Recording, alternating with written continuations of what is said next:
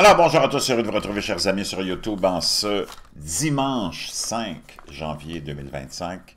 10h24, heure du Québec. Merci à ceux qui sont abonnés, ceux qui ne le sont pas fait là maintenant. Merci à ceux qui m'envoient des liens, des messages, toujours pertinents, intelligents et très appréciés. Merci à ceux qui vont commenter la vidéo, me dire d'où vous regardez, écraser le petit pouce en l'air et la partager.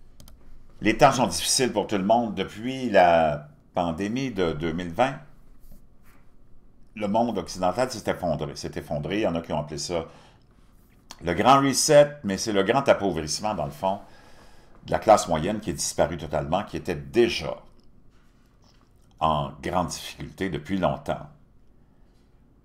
On est dans un univers complètement wacko.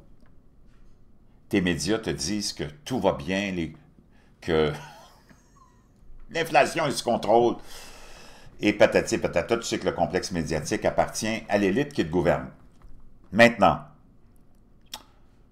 on va aller voir la réalité aux États-Unis, puis que tu peux extrapoler, parce qu'on n'a pas de... C'est un petit peu ça notre problème aux États-Unis. Il y a tellement une variété de moyens de t'informer, de médias d'information qui sont libres, en tout cas de l'attachement au complexe politique qui nous gouverne, et qui te disent les vraies affaires. Au Québec, c'est une petite société, les 6 millions de Québécois sont complètement endoctrinés, manipulés. Ils sont convaincus de tout ce que le Forum économique mondial raconte et le prennent pour du cash, et que ce que les Nations unies te racontent aussi sur l'urgence climatique, sur ceci, sur cela. Les Québécois sont des gens gentils et très dociles, et facilement malléables et très conformistes.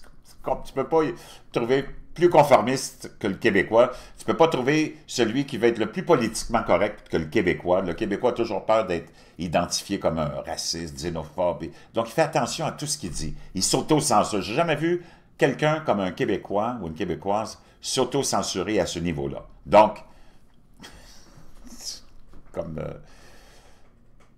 capitale des Wacos, peut-être qu'on pourrait nommer le Québec comme étant la capitale des wacos gauchistoïdes, climato-hystériques et tout ce que tu en penses, ce que tu peux imaginer. Mais on vit les mêmes malheurs et les mêmes conséquences, mais c'est juste que on a tellement la tête dans le sable qu'on ne s'en rend pas compte. Puis en ayant tellement la tête dans le sable profondément, ben, tu as le postérieur qui lève aussi, qui est là, disponible pour le complexe qui nous gouverne puis qui nous exploite. Et on pourrait appliquer à cette situation-là du Québécois, la tête tellement dans le sable, puis le postérieur, tu peux voir un peu la position dans laquelle on est, là. Hein? On pourrait appliquer la publicité que j'ai vue de la Fédération des caisses populaires des jardins. Pour ceux qui connaissent, qui ne sont pas du Québec, c'est un grand réseau banquier. Et il y a une grosse publicité en ce moment, une campagne publicitaire, ça dit « Notre expertise au service de votre patrimoine. » OK. 44 statistiques de 2024 qui sont presque trop folles pour être crédibles. C'est complètement hallucinant. Nous voici maintenant à la fin de l'année et on nous dit de nous préparer, imagine-toi, à une pandémie de grippe aviaire. Wow!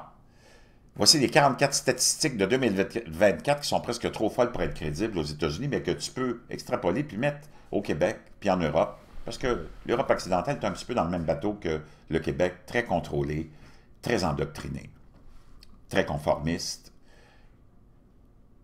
Plus de 155 millions de votes ont été exprimés lors de l'élection présidentielle de 2024. La victoire de Donald Trump à cette élection a couronné ce que beaucoup considèrent comme le plus grand retour politique de l'histoire des États-Unis. Près de 11 milliards de dollars ont été dépensés au cours du cycle électoral de 2024. Il s'agit naturellement du montant et de loin le plus élevé jamais dépensé pour une élection. 1,2 milliard de dollars ont été dépensés en publicité politique dans le seul État de la Pennsylvanie. C'est là où il y avait eu l'attentat, naturellement, manqué contre Donald Trump. Avant les élections, un sondage a révélé que 79% des Américains pensaient que la nation était sur la mauvaise voie. Le gouvernement américain est actuellement endetté à une hauteur de 30, je ne te lis même pas le chiffre, là, mais c'est 36 000 milliards de dollars. Si nos politiciens continuent à dépenser l'argent à ce rythme actuel, le gouvernement américain aura atteint une dette de 51 000 milliards de dollars dans 4 ans. La dette totale des ménages américains approche les 18 000 milliards de dollars. Le nombre de vols à l'étalage par année aux États-Unis a augmenté de 93 par rapport au niveau de l'avant-pandémie. 93 d'augmentation de vols à l'étalage. En une seule journée de décembre, Joe Biden a annoncé qu'il commuait les peines de prison de près de 1500 criminels et qu'il accordait la grâce à 39 autres qui étaient condamnés à une peine de mort. Le Bureau du recensement des États-Unis a affirmé que 37 des Américains ont du mal à payer leurs factures les plus élémentaires. Selon Bank of America, près d'un tiers des ménages dépensent plus de 95 de leurs revenus disponibles en besoins essentiels tels que les frais de logement, l'épicerie et les factures de services publics comme l'électricité, et ainsi de suite.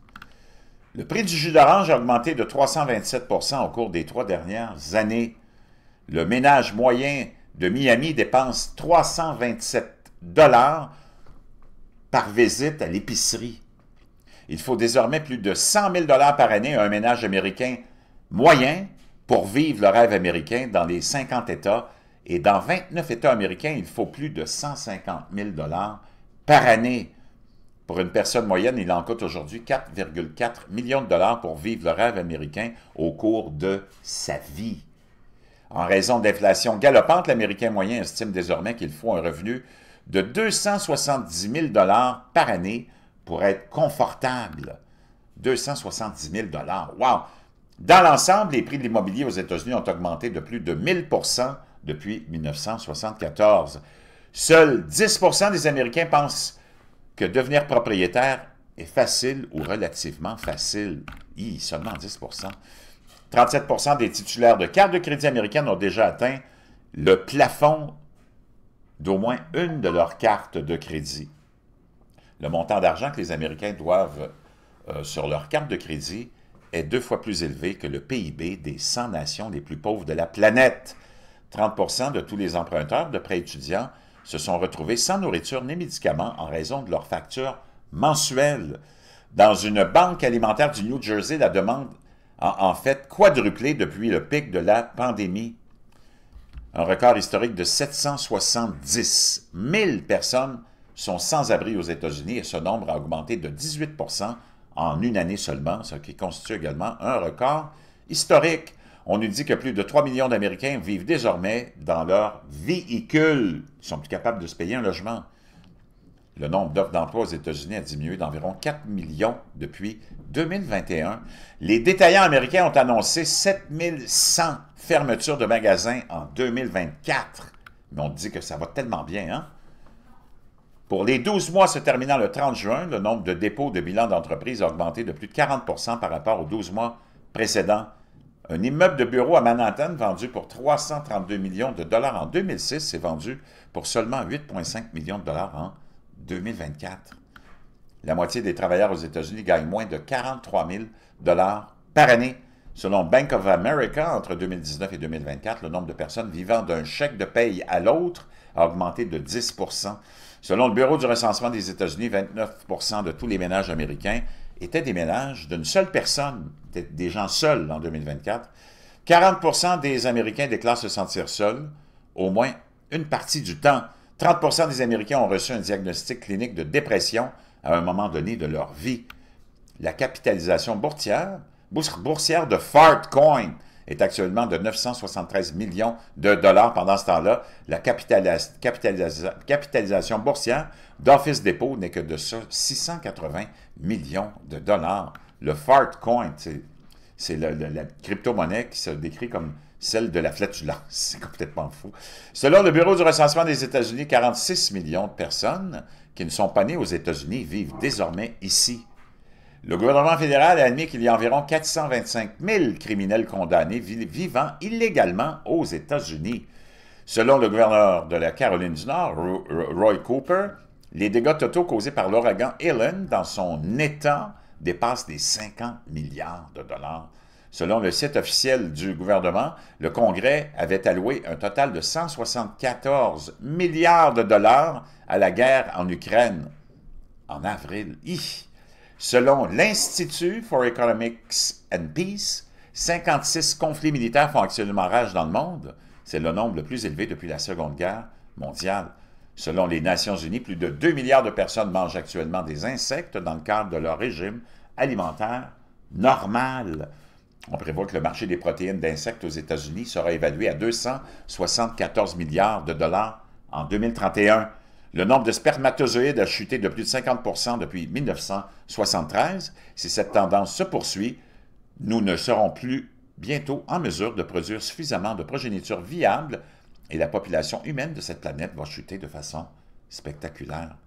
Nos cerveaux se remplissent lentement, mais sûrement de plastique. Une équipe de scientifiques a découvert que des échantillons de cerveaux humains de 2024 présentaient des concentrations de microplastiques 50% supérieures à celles des échantillons des humains et des cerveaux humains de 2016. Si la quantité de plastique dans nos cerveaux continue d'augmenter à un rythme de 50% tous les 8 ans, 28% de nos cerveaux seront en plastique dans 80 ans et probablement que tout le monde sera mort. Chers amis, je ne sais pas, là, mais wow! Ouf! On va aller prendre un petit café ou une tisane parce qu'on en a besoin.